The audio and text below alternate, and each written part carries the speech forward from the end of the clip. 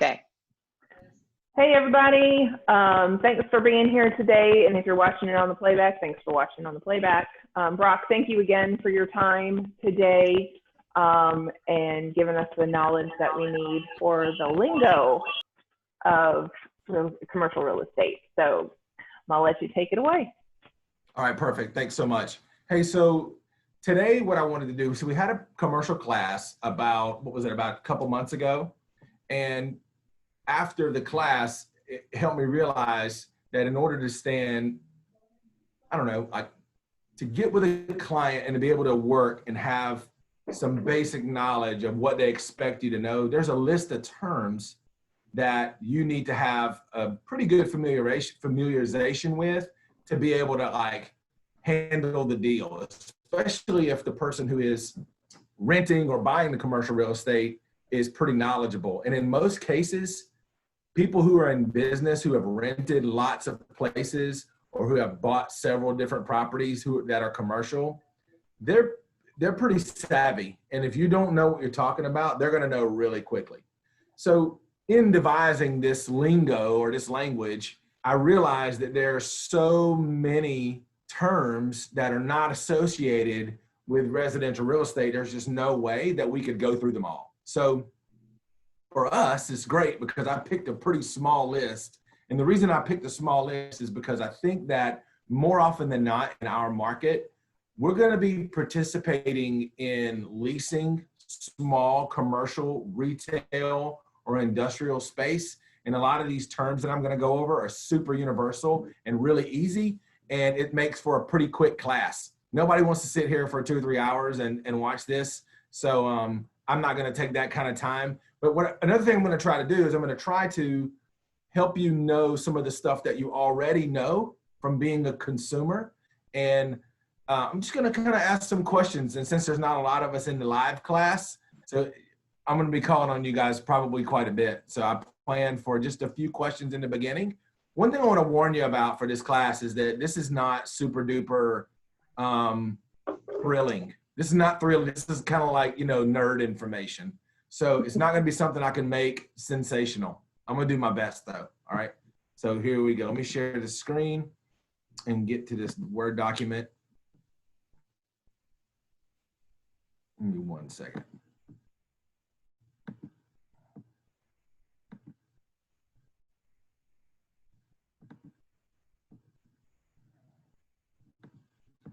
All right, can you guys see this? Yep. Give me a thumbs up. Okay, so go ahead and unmute yourselves because I'm going to be asking you some questions real quick. So the first thing I want to do is I want to go ahead and identify the definition of, and all this, and you guys will get a copy of this. I'll send this to Heather so everybody can get a copy of this list right here. It's basically just the dialogue and some photographs and stuff about what we're going to talk about. It's kind of like your notes. So if you're not able to take notes, this is going to be something that you'll be able to use later on. I'll make sure that you get it. Heather, please make sure everybody gets a copy of this. So basically all this says is what I just told you. There's a universal set of terms that's considered like the language of commercial real estate. And I want to kind of start this off with a few questions, right? So the first thing that we need to define here today is commercial real estate. So we obviously know that the purpose of residential property is for dwelling, right? Whether it be multifamily, whether it be a single family residence. So knowing that information, Amanda, what do you think, what's your best layman's terms definition of commercial real estate? Real estate that is for money making, commercial endeavors. I don't know. No, that's true. That's great. That's great. So you're right. What it is it's real estate that is designed and placed in a certain area in a city or in a county to where commerce or business can be conducted in that particular parcel of real estate. I'm going to use an example really quick to identify, like really quick for you guys to be able to relate. A drive-through, like we call it like fast food restaurant, right? So typically every time you see a drive-through, they're located on properties that are very, very similar, right? So Alexis, where do you see a lot of drive-throughs at? You mean like actual roads or? Yeah, so like what part of the road do you see drive-through restaurants at? Let's say you see them on main thoroughfares through cities. Right. Main Places with a lot of drive-by traffic. A lot of drive-by traffic where there's like high visibility, right? And where there's easy access. So typically at a light, right? So the difference here with commercial real estate and the way I want to describe it and define it is that there's a specific design behind each methodology of placing certain businesses in certain places, all right? So the easiest way to think about commercial real estate when you're dealing with a client, and I want to do this from a client's perspective because that's what we're here for, right? The client's perspective on this is that you want to know what kind of business that they're doing, and in your mind right away, try to associate where you know there are other properties that are similar, and that's the place you want to take them to. So that's why it's important to first define what is the definition of commercial real estate and how is certain businesses working in the current area where you know best and where you're going to be working with your clients.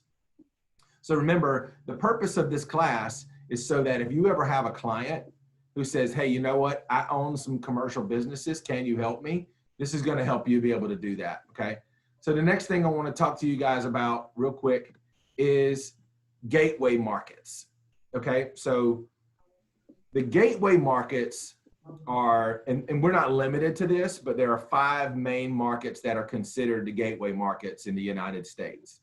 And it's San Francisco, Boston, Chicago, New York, and Los Angeles, all right? So why do you think it's important when you're talking about the different types of markets to know what the gateway markets are? I'm thinking from a supply chain standpoint is that most of what any business would need as far as sourcing materials and product to sell would be coming through one of those 5 gateways. And so they need quick, easy access to highways or ports that would get them easy access to those gateways. Right, and the reason that what you said is so important, you're exactly right. But the reason what you're saying is so important is because those markets set the trends for what's going to happen in our market, right? So the things that they're dealing with, any obstacles, especially like a pandemic, right? Any obstacles that they're dealing with, if you notice, most of them have things in common, like deep water ports or highly populated areas, you know, or one's on the West Coast, one's on the East Coast, right? That kind of thing, and one's out in the Midwest. So there are other markets that are major metropolitan areas that affect what's going on in our market. But the reason we want to know these things is because these markets set the trends for what we're going to be dealing with in our market. And there's usually quite a bit of a delay between what they experience and what we experience. So we got to pay attention to these markets and know what's going on in order to better understand our market and how some of our properties or different types of businesses can be affected. All right, now the next part we're going to ask a question about here real quick. And I see that Richard's on here with us, and I want to welcome Richard. I'm going to make sure he gets to participate in here too. So in every major metropolitan area, these 3 markets are really simple and easy to define, all right? But here in a market like where we are, so this is a really small market, but every city, we're going to use a city center to kind of describe these definitions, right? But I'm going to ask questions because I think you know the answer to this. And you can use, because we're all in the same area in Jacksonville, I want to use our market and our area to describe each one of these markets. So even when you like zoom in down to where we live, and if there was another place in the United States that was kind of the same, you can still zoom in and do the same thing. All right. So primary market, secondary market, and the tertiary market. If we're using our location, Amanda, what do you think the primary market is? You can use a road name if you want. Western Boulevard. Absolutely. Our primary commercial market, the most desirable, the highest grade amenities when it comes to like fiber and cell towers and, you know, access, full circulating traffic signals, the best roads and most up-to-date technology, that's going to be your primary market, right? Alexis, what do you think the secondary market is here? 17 and 24. 17 and 24. Secondary is going to be like your areas where there's still high traffic volume and there's still some desirability, but you're going to find some older redeveloped areas, right? And redeveloped older buildings. And you're going to find some places where there's some like what's called value add, where somebody can buy an older property and then put like a newer business there. A good example on 17 is like towards the end of 17, where you see some of the newer restaurants, like you got McDonald's, you got Cookout, you got that new Arby's over there. Those are considered secondary market. I don't know if Richard can hear us, if Richard can chime in, but Richard, if you're there, can you chime in and tell us what you think the tertiary market is? He's on mute. Okay. He's not coming in. That's all right. Amanda, you want to take on the tertiary market? Would that be like Gum Branch? It's close. It's pretty close. There might be some areas in there, but the tertiary market is like not desirable, pretty much, you know? And there are some areas on Gum Branch that are considered that, but there's some areas, and I hate to say this, but like the tertiary retail market, one great example is New River Shopping Center. Mm. That's a really good, quick example. I'm not talking bad about them, okay? So whoever watches this, I got nothing but love for New River Shopping Center and Planet Fitness. But that's a really good, quick example in our area. So that, I just wanted to go through that because that gives you a really good idea about, okay, we got a definition of commercial real estate. We know what markets set the trends. We know the difference between primary, secondary, and tertiary properties. And now we're going to go into the bulk of this is going to be involving leasing, because I think that there's a lot of terms associated with leasing that we think we know the definition of that we really don't. So I'm going to be burning through a lot of this. If you guys have any questions, I'm not watching the chat or anything, but if you guys have any questions, just put your hand up and stop me, and I'll be glad to answer your questions. And I'll try to stop periodically. What's your question, Amanda? You got one? Yeah. So as far as defining the primary, secondary, and tertiary markets, is that simply based on like desirability or location or both? Like how are those really like figured out? So the way you figure out primary, secondary, and tertiary is all those things that you just mentioned combined into one. So what your primary markets are going to be where your most of your national and regional businesses that most of the people frequent. And I'm going to get more into this in just a minute, but desirability has a lot to do with this when it comes to primary, secondary, and tertiary. I would say the main thing that you would want to associate with these three things is desirability. Desirability, visibility, and access. So how well you can access the properties, how visible they are, and how desirable they are. Go ahead, Alexis. Are you quantifying that value by like how much rent you get per square foot? Is that how you're kind of determining like the level of the market is? So the level of, to answer your question, the level of the market does absolutely translate directly to what your rent per square foot is going to be. But are you using that information in reverse to also glean what's considered a tertiary market? It works in the opposite direction. So next year, there could be some new roads that are cut and areas where big businesses can go. Like for example, if we were to get like there's talk about this, if we were to get like some kind of connector that could take us directly to the airport, there would be some areas through there that could possibly become the primary market, depending on how they build the roads and how things are become more desirable.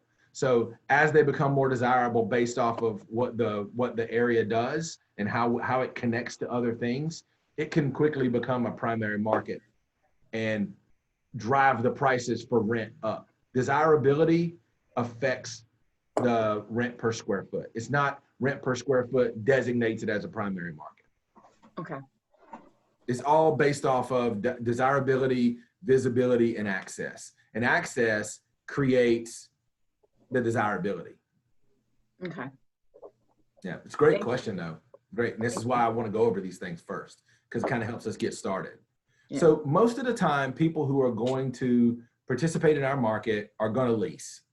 I mean, there's really not a lot of folks out there buying a ton of commercial property. So most of the folks that we deal with are going to lease, and we need to talk about what a lease is and what it does for them really quickly. Okay, so a lease is an agreement that outlines the terms under which a party agrees to rent property owned by somebody else. It also guarantees the tenant the right to quiet enjoyment and to use the property as if they own it.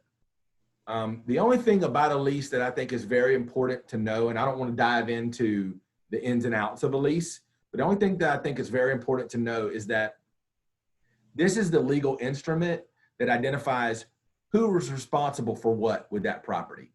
So if the tenant and the landlord get into negotiating, you want to really just like try to divide, okay, and remember, this is not a class on leases, and this is about all I'm going to talk about with it, all right?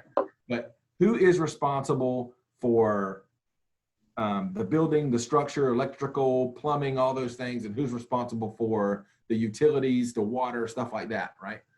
So before we go into the two different types of leases, I want to go over something that you need to understand first. It's called TICAM, taxes, insurance, and common area maintenance. This is a acronym that is used so that you can talk about the expenses that are associated with a property that you can pass through to the tenant as a landlord, all right? So that brings us, and I want to go over that because that is in our next definition. So we got a lease, right? That's a type of instrument that allows somebody to rent a property. Basically, that's what it is. A net lease is a lease to where a landlord can legally pass through their expenses like taxes, insurance, and common area maintenance to the tenant. It's something that's not done with residential properties, but this allows the landlord to net the base rent. So here's what happened. One day, once upon a time, a guy who owned a bunch of commercial properties went to his CPA and said, last year, I made a ton of money off my rental properties. This year, they raised the taxes and insurance, and I pretty much broke even. What can I do? So the CPA said it's legal for you to separate your charges and expenses for taxes, insurance, and common area maintenance and make it adjustable so that if it goes up, we can make the tenant pay the additional charges that it went up legally. So all you got to do in your lease is just separate those charges, separate the base rent from the expenses that you're requiring them to pay. Now, here's the next question. Next question is, well, what if I have one building, right? And I've got several different tenants in there. How do I break that up? Okay. And basically what you do is you come up with a formula that prorates those charges and you break it up evenly depending on the amount of square foot that the tenant has, right? So if there's 4 different units and they're all 1,000 square feet, that gives you 4,000 square feet, right? So you break those costs down to a square footage basis, and whatever each one of them owns inside their lease, that's what they'll pay for taxes, insurance, and common area maintenance. It's called a pro rata share, right? So it's a prorated formula. And typically, attorneys come up with that formula. As a real estate person who's handling a transaction, we don't want to try to come up with that formula. We want to have an attorney do it. That way it's legal. All right. So we don't go out there saying Brock said draft up some prorations, because I didn't say it. Next is a gross lease. So you got a net lease. A gross lease is for a landlord who's usually somebody not very, I don't know how to say it, without being derogatory, but somebody who really doesn't own a lot of property that has national tenants in it, right? And they've owned it for quite a while and they're just wanting to be more simple about it. And they just say, okay, you can rent this, you're going to pay me $1,500 a month, and that's it. I'm going to handle everything else. They can even, if you can tell in here that I've got this in here, utilities and water are also things that can be included in a gross lease. So let's just say there's 1 meter on a building, right? 1 water meter and 1 power meter. And there's 4 units for someone to lease inside that one building. They'll just say, look, give me $1,500 and you can, your water and utilities and the conference room or whatever it is, you use all that. This is going to be a gross lease. All right. So why do you need to know the difference between those two? Well, if you're dealing with somebody who is wanting to lease a property, one of the first questions you can ask the landlord is, hey, are you guys doing a gross lease or a net lease? Typically, when you have those 3 expenses we talked about, the taxes, insurance, and common area maintenance, when you have those right there that are all 3 in the net lease, those are called a triple net lease because you net out all the major expenses. Anybody got any questions about that right now? Okay.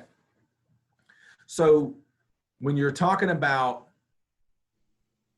your rent and your additional rent, right? That's called TICAM. You got to have a name for the regular rent, fixed minimum rent. And that's called the base rent. The base rent is the dollar amount that you start off at, and that's usually fixed. But the thing you need to remember is that every year, those can escalate, right? So you want to make sure that your base rent is the initial year, and that's the amount that's the fixed minimum rent that is allowing the tenant to occupy the property. Now, what is the letter of intent? Alexis, I think you know the answer to this question. We've talked about this before. What you got? It's not a lease, but it is kind of the beginning of that conversation where you say, hey, we intend to rent this space, and it starts to do the initial outline of the terms. That's right. So it's the same as an offer to purchase, but it's a non-binding. And what you do is you use it for your negotiating terms back and forth. Like I told you before, to get all of the responsibilities of the landlord and all the responsibilities of the tenant separated and agreed upon. You get everybody to sign it. And because none of them are the same, you always just negotiate that first. And then you have an attorney, or you have, there's forms in our dot loop or zip forms, whatever you use. There's a form that the North Carolina Association of Realtors has for us to be able to use for release, where we can just plug information in. But it's very important to start off with a letter of intent. It communicates the intent to the landlord that the tenant wants to lease it, and you can start negotiating, get all the terms set up, and then you use that to fill in a more formal binding document that's called a lease. So this functions the same way as an offer to purchase. So when you start out negotiating, you don't just start with a lease. That's just no way to do that. And typically it costs money to have someone draft up a lease. So you don't want to get into that without, it doesn't cost any money to draft up an offer to purchase, right? But if you're going to draft a lease up and have it done by a lawyer, it's going to cost you probably, $500 to $5,000. You never know. Typically, it doesn't cost $5,000, by the way. Next up here. Okay, so whenever you negotiate a letter of intent, one of the main items that you're going to have to negotiate is upfit or renovation. The reason for this is because not every commercial property is just set up. Even if it's a restaurant, right? Most restaurants don't look exactly the same. And they have to provide things like furniture, their fixtures, their equipment, and it might be, arranged differently than it was before. So in almost every case, except for offices, you're going to have some kind of upfit that is required, right? So as you can probably, like it says right here, as you can probably imagine, commercial space not going to suit everyone exactly as it sits. So when you're describing what you need to do to renovate it, it's typically called an upfit. All right, that's what that is. Now, and a lot of these kind of are associated. Big question about upfit is what? Who's going to pay for it? Is the tenant going to pay for it, or is the landlord going to pay for it? And the landlord can pay for it, but typically they only pay for improvements that they're going to inherit onto the property, right? But if it's improvements that's only being used for the tenant, like if it's like a daycare and they're building in this like shelf system for their books, that's not going to be something that the landlord inherits. But if they're building like a restaurant and it doesn't have a kitchen and they're going to install a kitchen, that's going to be something that the landlord's going to use later on down the line if they get another tenant in there, right? So they're going to have to participate in that. And how do they do that? It's through what's called TIA, or tenant improvement allowance. And it's money used by the tenant to do all of the required upfits, and then they get reimbursed for the portion that the landlord's going to inherit at the end. So let's just say paint, carpet, stuff like that was done, and they figure out that it's $100,000. Kitchen was put in, all that's done, and $40,000 of it is the landlord's portion. At the end, they'll reimburse them the $40,000. That's just an example, so that the tenant can have full control of what they want, and they get a reimbursement from the landlord. That's typically how an allowance works. Anybody, you got any questions about that? I'm trying so hard. Is that the way that it's paid out? Is that usually negotiable? Like, instead of cashing out, I'll pay back tenant $40,000, or can it get credited to the lease or in other ways, or is it usually just pretty standard that I'm going to pay you that back? So it can be negotiated another way, and typically it's not paid up front unless the credibility of that tenant is extremely high, right? Mm-hmm. So let's just use a real estate office, for example. If it was a startup real estate office, like somebody who's been in the business for 2 years and they've done pretty well, but they've never like owned a franchise or anything like that, and they're starting up, and you own the building, and they came to you and said, hey, we're going to do some improvements in here, Amanda, but we need 50 grand to get started. Would you be like, I don't know about that, right? Right. But if it's a real estate company, and I'm just using a real estate company because that's what we're familiar with. But if it's a real estate company that comes to you and says, hey, look, we've been in the business for 25 years. We got 17 offices, and we do, $500 million a year in gross volume. We need 50 grand to upfit our building. What are you going to do? Mm-hmm. You're going to go to the bank and be like, here's the lease that I've got. Give me the money so I can, you know what I mean? Like, yeah. You don't want to take money out of your pocket. Typically people don't. You can just take that lease, the credit tenant lease, and take it to the bank and get the money for it. And then they're going to pay the loan off anyway, right? So it doesn't really matter. They're going to pay it in the rent. But typically that's how that's done. There's a lot of different ways to do it, but it all hinges on the credibility of the tenant. Gotcha. Okay, cool. That was a great question, by the way. Build to suit.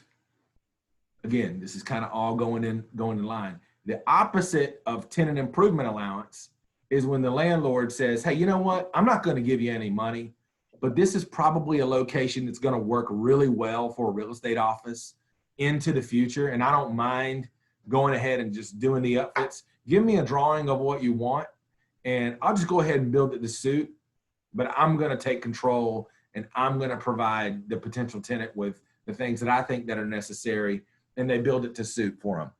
Typically, the reason that this is done this way is because the landlord has a strong credit tenant, and they want to make them happy. So they just take that, like I told you before, they just take that information to the bank. They have the bank finance it, and they prepare the space to the specification provided by the tenant to offset their startup costs. This is a way that a landlord can make it enticing for somebody who's a great tenant to come in and rent from them and say, hey, look, we're going to build it out for you. Another way this happens is when a property is new, and the developer will just build the perimeter walls because they don't know how much square foot each person's going to need. So they'll just build out the perimeter walls, and then they'll have like a ribbon of concrete in the front, and they'll leave out the rest of it. They call it a leave out, and they'll leave out the rest of it. And when somebody comes in, like Alexis comes in and says, hey, I have a real estate office and I'm going to need 3,000 square feet. Then they put the wall up, they build it to suit, and then they've got the rest of it left open in case they need 2,000 or 1,500 or whatever they need left over. That's another reason that you would see someone do a build to suit. So if you see build to suit signs, it's used as an enticement, and they've set the building up in a certain way so it's easier for them, right? Okay, excuse me for 1 second. All right, had to sneeze, sorry. So now that we're talking about credibility, when you see these different big sprawling centers, the largest and most credible tenant usually is called the anchor tenant, right? And this anchor tenant usually sets the tone for the type of development that this is going to be and the type of shopping center it's going to be. And another word for the anchor tenant, Bless you. Bless you. That's enough. No more. Sorry, no more. I swear. So another word for the anchor tenant is a big box store, right? So big box stores, give me an example of what you think a big box company is. Walmart. Walmart, absolutely, big box. Another one, Alexis, what do you think another big box is? Give me an example, something in Jacksonville. I can tell you a whole bunch that used to be. Yeah. I would say like Barnes and Nobles at the mall. Yeah, Barnes and Noble, Best Buy, Target, Old Navy, those are all anchor tenants. What's